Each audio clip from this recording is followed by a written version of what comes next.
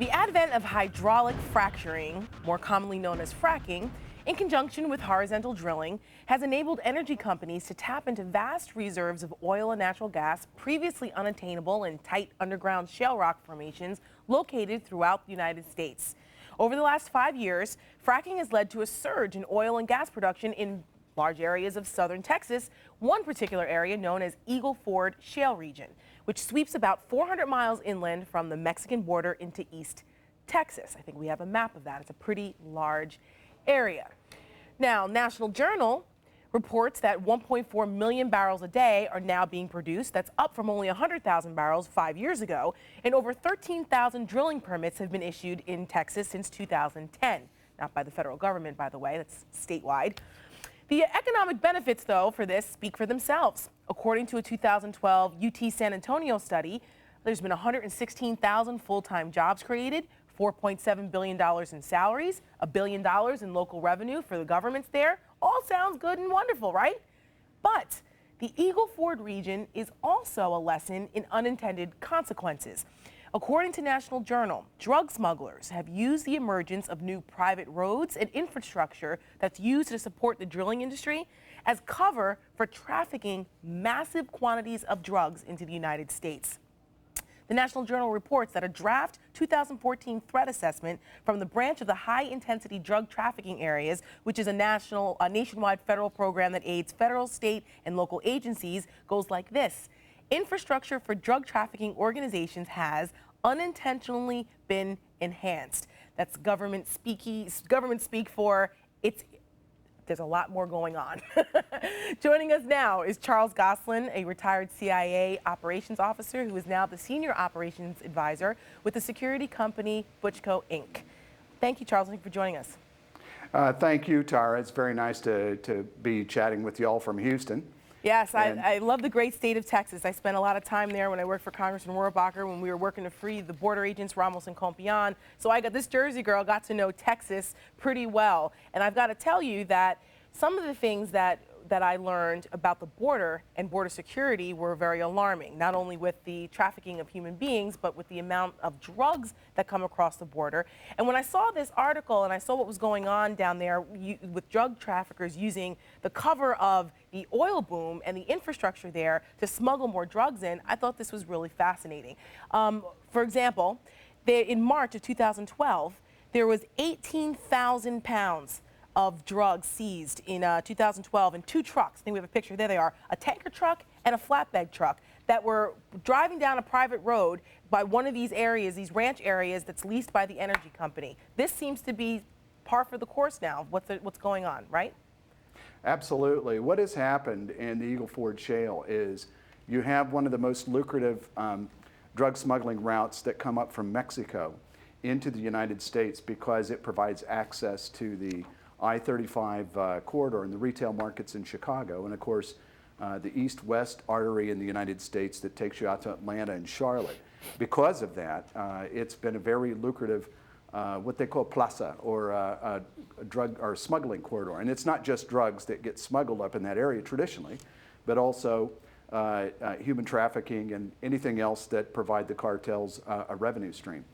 Specifically, it's controlled by the Zetas and down in Laredo and or in Nuevo Laredo and in areas south of that. So what's happened is because of the infrastructure that's being built into the area with the fracking that's going on, you've got hundreds of miles of improved and graded roads that are essentially unmapped that provide ways to get around the traditional border patrol checkpoints and that sort of thing. And it's a business asset for them, if you want to look at it from their perspective. From our perspective, it's a vulnerability. I'm very pleased to see that they're finally taking a look at it from the high-intensity drug trafficking. Well, I'm glad that you brought up the Border Patrol checkpoints, because it's map time again. I'm stealing map time from Buck today. Oh, maps are for everyone. Yes, map time again. The checkpoints there in these parts of Texas are an important point to bring up. You brought up Laredo. Right below Laredo is Nuevo Laredo, which is, like you said, is a haven for the Zetas, a brutal drug cartel. You go up a little further there to the top left-hand corner, that's Del Rio. And in between those 2 points is Carrizo Springs, and in between that corridor there, those are permanent Border Patrol checkpoints, main arteries, main thoroughfares. But these guys have figured out a way, because of all these private roads and things, to totally bypass those permanent checkpoints, to take those main artery roads like 35 and others to other parts of Texas and perpetuate the drug trade, right? Yes. Is that question for me? Absolutely. Yes. Yes, they have. And what's happened is, yes, you have about 12, I think it's about 12 checkpoints. 6 of them are mobile checkpoints that the Border Patrol moves around on the traditional arteries. And in the past, that was sufficient to really provide a choke point for the smuggling. Unfortunately, with now alternative routes around them, number one. Number two, with all of the activity going on, you have the traffickers have cover for status for what they're doing with the trucks that they're either cloning or they're stealing, and cover for what they're doing. And so it's really hard to distinguish them. They can, and they do, and I've got to give a lot of credit to the Border Patrol down in the area, and also state and local law enforcement. But it's a large, large area, and I doubt that they have enough resources to really cover it. So they need partnerships in the area to make progress, and it's very difficult, and it's only going to get tougher. Drug smugglers have been piggybacking off of infrastructure of all kinds for as long as there's been smuggling of drugs into this country, which has been going on for quite some time. And I think what we see here is sort of to be expected at some level. Now, can law enforcement handle it is another question, but also, do we begin to look into, as a policy matter, whether trying to continually chase after the new and innovative ways that drugs are being smuggled in this country, as opposed to, say, maybe looking at some legalization issues. Now, I know that's a slightly separate discussion, but I just do want to point out that that there's that commercial activity, as anyone who watches Breaking Bad will tell you, is also a very good means of obfuscating, of hiding your drug smuggling activity. So it makes sense that this would be happening. But on the other side of that coin, the more workers out in the oil fields, which are flooding into what is basically a rural to uninhabited area of southern Texas, puts more eyes on the ground to see the drug smuggling. We're talking about an industry that 5 years ago, was producing 100,000 barrels of oil a day. It's up to 1.4 million barrels of oil a day. The benefits of this far outweigh the potential of the drug smugglers using a few roads we built. Well, to Will's point, some of the law enforcement officers call that a force multiplier. Yes. You have more eyes and ears on the ground, and the Border Patrol and some of the local resources there,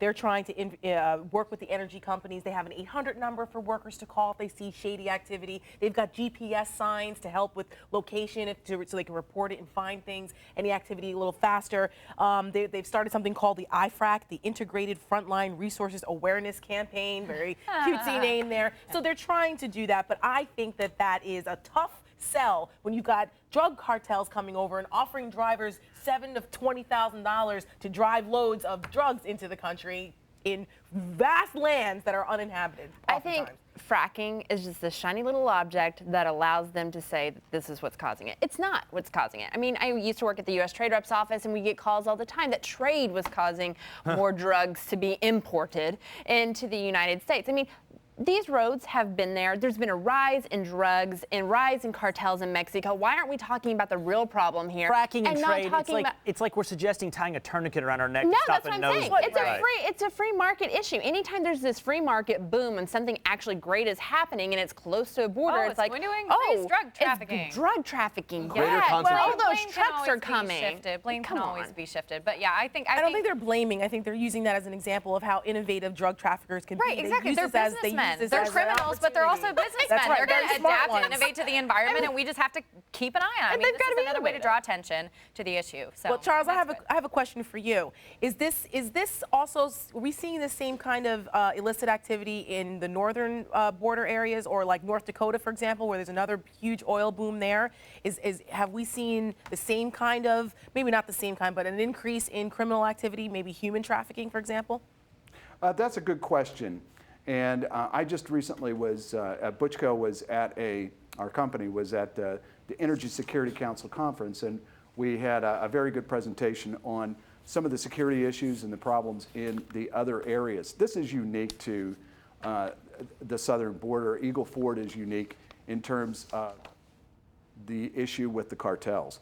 In the northern one, for instance, up in North Dakota, they do have a lot of issues in terms of drug consumption, the bikers bringing in and that sort of thing, and they also have issues with just criminal activity. Right. But not to the extent that we're seeing down at Eagle Ford and along that area. I think it's a unique challenge. Yeah, well, we've got to wrap it up. I think it's just another example of the challenges on the southern border. Not only do we have to worry about people coming across, we've got illicit drugs, ammunition, guns, whatever coming across that border, and this is just something else that taxes our federal law enforcement officers and local officers down there. So, but Charles, thank you so much for sharing your expertise with us.